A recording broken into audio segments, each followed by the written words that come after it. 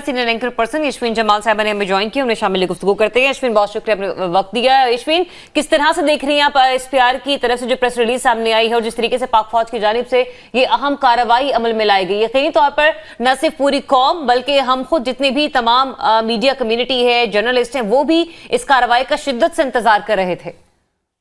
जी बिल्कुल, जैसे आपने कहा, मैंने कल भी जब बात की थी यहीं पर न्यूज़ पे ही हम बात कर रहे थे, तो तब यही कहा था कि कैलकुलेटेड रिस्पांस दिया है पाकिस्तान ने, और पाकिस्तान हमेशा ये कोशिश करता है कि रीजन के अंदर सिचुएशन को एस्केलेट करने वालों में पाकिस्तान इन्वॉल्व ना हो। लेकिन अगर हमारी सालमियत पर हमला किया जाएगा, बराह रास्त अटैक किया जाएगा, हमारी जो फ़ज़ाई हदूद हैं उन्हें ब्रीच किया जाएगा, तो फिर जाहिर है पाकिस्तान भी आराम से नहीं बैठेगा। और पाकिस्तान ने उसके बाद भी मैं समझती हूँ कि बहुत कैलकुलेटेड रिस्पांस दिया। यहाँ से जो पहले एक सफारती प्रोटेस्ट का तरीका होता है, पहले वो लॉन्च किया, लेकिन उसके बावजूद भी हमने ये देखा कि जो ईरानी अथॉरिटीज़ हैं और ईरानी हायर अप्स हैं, उनकी तरफ से किसी किस्म का ना तो रब्ता किया गया, ना तो कोई प्रॉपर डिप्लोमेटिक एक्सप्लेनेशन ऑफर की गई, बल्कि यही रवैया इख्तियार किया गया कि ईरान मजीद भी कार्रवाई कर सकता है या रिस्पॉन्ड कर सकता है। तो फिर उस तरह की सूरत में तो मेरा ख्याल है कि जिस तरह की कार्रवाई पाकिस्तान की तरफ से एक मजबूत कार्रवाई की गई है, एक बहुत पावरफुल कार्रवाई की गई है, वो जो टिट फॉर टैट जिसको कहते हैं, वही उसके बराबर लेवल का रिस्पॉन्स दिया गया है। I think this was required, क्योंकि हम किसी को भी ये पैगाम नहीं दे सकते कि एज अ सॉवरेन नेशन हमारे जो हदूद हैं या बॉर्डर्स हैं वो खुले हैं, जिसका भी दिल चाहे आए आके जो मर्जी करके चला जाए। तो जाहिर सी बात है, देखें ईरान के साथ जो पाकिस्तान के इश्यूज हैं वो लॉन्ग स्टैंडिंग हैं। जो ये प्रॉक्सीज का मामला है, उनकी साइड के ऊपर जिस तरीके से उनकी सरजमीन को ऑफर किया जाता है हाइड आउट्स के लिए उन लोगों को जो कि पाकिस्तान के अंदर जो है वो अनरेस्ट क्रिएट कर रहे हैं, ये इशू कोई नया नहीं है, ये पुराना इशू है। इसको मुख्तलिफ लेवल्स के ऊपर रेज भी किया गया ईरान के साथ, लेकिन ईरान ने कभी उस पर रिस्पॉन्ड नहीं किया। अब वन फाइन डे ईरान उठकर कहता है कि हमारी जमीन पर हाइड आउट्स हैं जो उनको नुकसान पहुंचा रहे हैं, और वो ये समझते हैं कि they have a free licence कि वो अंदर आएंगे, हमला करेंगे और चले जाएंगे। तो इस तरह नहीं होता। एंड आई थिंक कि मच नीडेड था, ये मैसेज दुनिया को देने की बहुत ज्यादा जरूरत थी। और पाकिस्तान की तरफ से जो कार्रवाई की गई है खुश आइंद है, बिल्कुल उस टक्कर की कार्रवाई है जो रिक्वायर्ड थी इस पॉइंट इन टाइम पर। हम ना इस रीजन में ये मैसेज दे सकते हैं, ना दुनिया को ये मैसेज दे सकते हैं कि एक न्यूक्लियर मुल्क हो, एक सॉवरेन मुल्क हो, और कोई भी आए और आगे कार्रवाई करके चला। बिल्कुल यशविन, आपने बिल्कुल ठीक कहा कि पाकिस्तान ने कभी भी इस तरह के जो मामला हैं उसको एस्केलेट करने की कोशिश नहीं की है। पाकिस्तान ने इनिशिएटिव नहीं लिया, ईरान ने इनिशिएटिव लिया था, और अब पाकिस्तान ने रिटेलिएट करके दिखा दिया है कि हम जो अपनी सरहदें हैं उसकी हिफाजत करना जानते हैं, और कोई भी खिलाफ वर्जी किसी भी मुल्क की तरफ से की जाएगी तो मुंह तोड़ जवाब दिया जाएगा। इन फ्यूचर अब आप क्या देख रही हैं? पाकिस्तान ने भी रिटेलिएट कर दिया है, तेहरान में इस वक्त क्या चल रहा होगा, आप क्या समझती हैं?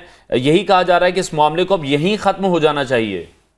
देखिए, इस मामले को बिल्कुल यहीं पर खत्म हो जाना चाहिए। दुनिया इस वक्त वैसे ही एक बड़ा ही अगर आप दुनिया को जनरली एनालाइज करें तो एक बड़ी ही सेंसिटिव, बड़ी ही खतरनाक सी सूरत हाल हमें दुनिया में दिखाई देती है। और उस खतरनाक सूरत हाल के अंदर अगर ये दो ममालिक भी आपस में सूरत हाल को एस्केलेट करते हैं तो जाहिर है, आई मीन सिचुएशन एस्केलेट होने के हक में तो कोई भी नहीं होता, ना हम कहेंगे।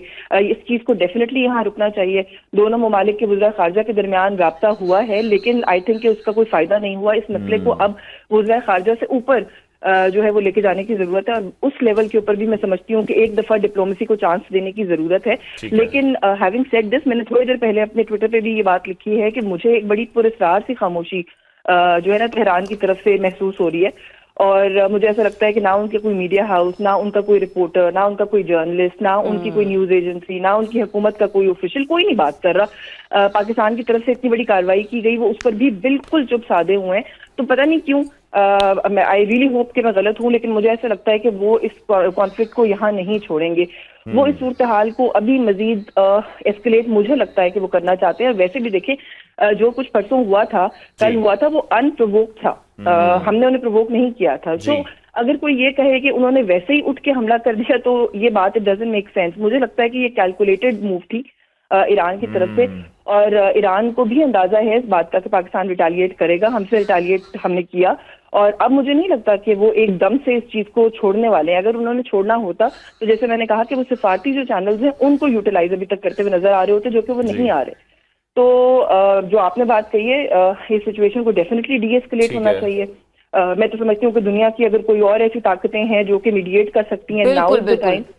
वो अपना किरदार जरूर अदा करे। जो बिल्कुल यशवीन, हम ये देख रहे हैं कि कल भी जिस तरीके से चाइना की तरफ से एक बयान सामने आया था, उन्होंने ईरान के हमले की मजम्मत की और ये भी कहा कि दोनों ममालिक जो है वो तहम्मुल मिजाजी का मुजाहरा करें। अमेरिका की तरफ से भी ईरान के इस अमल की जो है वो खासी मजम्मत की गई। तो आपको लगता है कि इन फ्यूचर अगर खुदा ना खास्ता मामलात कशीदगी की तरफ बढ़ते हैं, क्योंकि इत्तलात ये भी आ रही हैं कि पाक फौज को मजीद जितने भी जवान हैं उन्हें चौकन्ना रहने की हिदायत जो है वो जारी कर दी गई हैं, तो ये दोनों ममालिक भी अहम किरदार अदा कर सकते हैं। जी बिल्कुल, मैं कहती हूँ कि जो भी कर सकता है उन्हें करना चाहिए। और चाइना की देखें, अगर आप बात करिए, चाइना इस पूरे रीजन के अंदर चाइना के जितने नेबरिंग ममालिक हैं एक्सेप्ट फॉर इंडिया, वहां पर एक हमें पता है कि उनकी एक टेंशन रहती है, बट उसके अलावा हर किसी के साथ अच्छे ताल्लुकात हैं। और रीजन के अंदर स्टेबिलिटी सबसे ज्यादा चाइना को सूट करती है, क्योंकि जाहिर है उनका एक अपना एक इकोनॉमिक एजेंडा और उनकी एक अपनी इकोनॉमिक आउटलुक है दुनिया के अंदर। तो उनका किरदार बनता भी है, एंड आई थिंक उन्हें अदा भी करने की कोशिश करनी चाहिए। आपने कहा कि वो चौकन्ना रहने की जो बात है, देखें वही बात आ गई कि आपके घर में कोई एक दफा घुस जाए तो उसके बाद बड़ा नेचुरल है कि आप उसके बाद अलर्ट हो जाते हैं। और हमारे घर में वो आए हैं, अनप्रोवोक्ड आए हैं, और डेफिनेटली हमने रिस्पॉन्ड भी किया, और हम फर्दर जो सूरत हाल है वो एस्केलेट ना हो उसके लिए भी हमें तैयार होना चाहिए। तो ईरान का मैं बड़े सख्त लफ्ज इस्तेमाल करने लगी, पर मुझे ऐसा लगता है कि वो रीजन के अंदर ना एक बुली का रोल अडॉप्ट करते चले जा रहे थे। आप सीरिया को देखें, आप इराक को देखें, और फिर उसके बाद उन्होंने पाकिस्तान जो कि एक न्यूक्लियर मुल्क है उसके अंदर वो आगे में उनकी फॉरेन जो मिनिस्टर है उनकी एक वो जगह पे कॉन्वर्सेशन सुन रही थी, जहां पर उन्होंने बड़ा कैजुअली कहा जी कि हाइड आउट्स हैं उस साइड ऑफ द बॉर्डर पे जिसका हम पर इम्पैक्ट होता है। और हमने मल्टीपल टाइम्स पाकिस्तान को कहा है, तो जब उन्होंने कुछ नहीं किया तो हमें कुछ करना था। दुनिया में जिन ममालिक की हदूद डिफाइंड हैं, जो इंटरनेशनल लॉज हैं, आप यूएन के चार्टर्स, आप अदरवाइज जो ममालिक की दुनिया के कवानीन है उनको उठा के देख लें। ये इतना सिंपल और कैजुअल नहीं होता कि जी मुझे मेरे साथ वाले जो घर में रहता है उससे कोई प्रॉब्लम है तो मैं उसके घर में घुस जाऊंगी और मैं कुछ भी कर लूंगी। It doesn't work like that. तो ठीक है, ये जो ईरान को उसकी जगह याद कराना, वो आज के रिटालिएशन से मैं समझती हूँ कि उन्हें याद आई होगी, वो जरूरी थी। जो बाकी दुनिया में, जैसे आपने अभी बात की, चीन ने बात कही है, आई थिंक मीडिएशन, जैसे मैंने पहले कहा कि अगर कोई मीडिएट करना चाहता है, नाउ इज द टाइम। बिल्कुल यशवीन, आप दुरुस्त कह रही हैं, और हम ये देख रहे हैं कि जो रिस्पॉन्सिबिलिटी है वो हमने माजी में भी देखा कि वो पाकिस्तान पर ही रही है। चाहे अफगानिस्तान से कुछ लोग आते हैं पाकिस्तान पर, कोई ना कोई दहशतगर्द कार्रवाइयां जो होती हैं उनमें वो मुलविस होते हैं। जिस तरह से इंडिया ने भी अटैक किया था, ईरान ने भी अटैक किया, पाकिस्तान इज द वन जो कि मोस्ट रिस्पॉन्सिबल किरदार अभी हमें अदा करता दिखाई दे रहा है। लेकिन इन फ्यूचर, या जो आज भी जो एक जवाब दिया गया है, उससे ये उन लोगों को भी वाजे हुआ जो सोशल मीडिया पर भी प्रोपेगेंडा करते दिखाई दे रहे थे with in the country, across the border, लोगों के साथ मिलकर, कि पाकिस्तानी फौज रिटेलिएट करने की सलाहियत नहीं रखती है और अभी ये सोच विचार में मसरूफ हैं, और ये पाकिस्तानी एक न्यूक्लियर पावर है जिस पर कोई भी मुल्क उठकर अटैक कर देता है। तो बड़ा अच्छा जवाब उन्हें भी मिल गया आज। नहीं, बिल्कुल जवाब मिल गया। और मेरा ख्याल है कि पाकिस्तानी फौज ने इस तरह की क्राइसिस की सिचुएशन के अंदर पाकिस्तानी कौम को कभी भी लेट डाउन नहीं किया।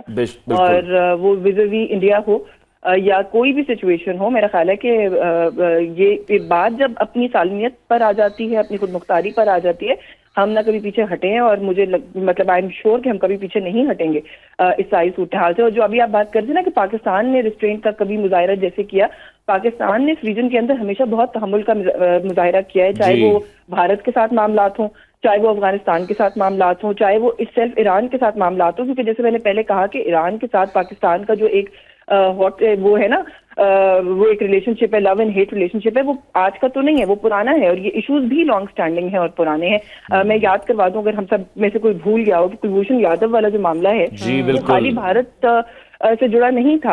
अगर हमें याद है तो उनके पास जो पासपोर्ट निकला था और वो जहां से पकड़े गए थे, तो ईरान का पूरा एक चैनल इस्तेमाल हुआ था। तो आई थिंक उस वक्त भी पाकिस्तान अगर किसी भी तरह से ज्यादा रिएक्ट करना चाहता तो कर सकता था। बट हम लोगों ने, जैसे आपने भी कहा, मैंने भी कहा, हम हमेशा तहम्मुल का मुजाहिरा करते हैं, क्योंकि हम रीजन के अंदर कॉन्फ्लिक्ट को लीड करने वाली नेशन नहीं बनना चाहते, क्योंकि वो हमारा आउटलुक ही नहीं है। हम इस खत्ते के अंदर अमन चाहते हैं, लेकिन अमन का मतलब ये नहीं है कि कोई ये समझे कि हमारी जो खुद मुख्तारी है उसको वो फॉर ग्रांटेड ले सकते हैं।